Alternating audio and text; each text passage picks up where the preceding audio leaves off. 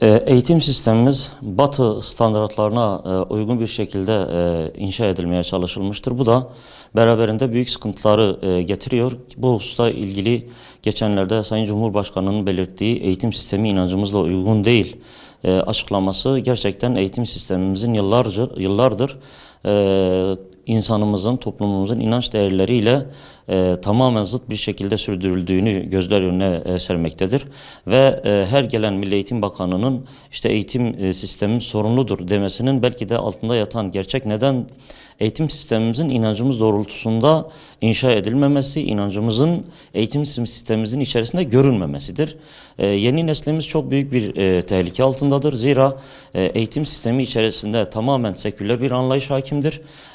Seküler anlayış da insanın hayatından dini çekip çıkarmak anlamına gelmektedir. Şu an eğitim sistemimizin tamamında neredeyse her şey seküler, yani dini duyguların tamamen yok edildiği bir anlayış ile sürdürülmeye çalışılmaktadır. Dolayısıyla yeni neslimiz şu an bizim yaşadığımız sorunlardan çok daha büyük sorunlarla maneviyatsızlık, inançsızlık, ahlaksızlık girdabı içerisinde debelenip durmaktadır. Bunun çaresi de Cumhurbaşkanımızın belirttiği gibi eğitim sistemimizin inancımız doğrultusunda yeniden uyumlu hale getirilmesi gerekmektedir. Bu hususta bugüne kadar yapılan çalışmalar kesinlikle yeterli değildir.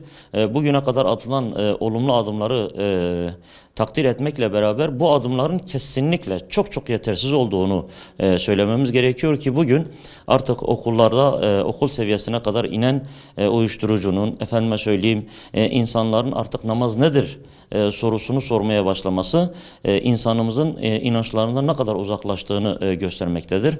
Seküler anlayış ile bugüne kadar sürdürülen eğitimin bundan sonra insanımıza çok da yakışan bir gömlek olmadığını, uyumlu bir elbise olmadığını herkes görebiliyor. Ancak sorumluluk sahibi insanların bir an evvel bu inisiyatif alarak bu işe el atmaları, eğitim sistemimizi inancımız, asli değerlerimiz doğrultusunda yeniden tesis etmelerini, oluşturmalarını, geliştirmelerini dört gözle bekliyoruz. Aksi takdirde bugün çocuklarımız çok daha büyük sıkıntılarla, maneviyatsızlıklarla karşı karşıyadır.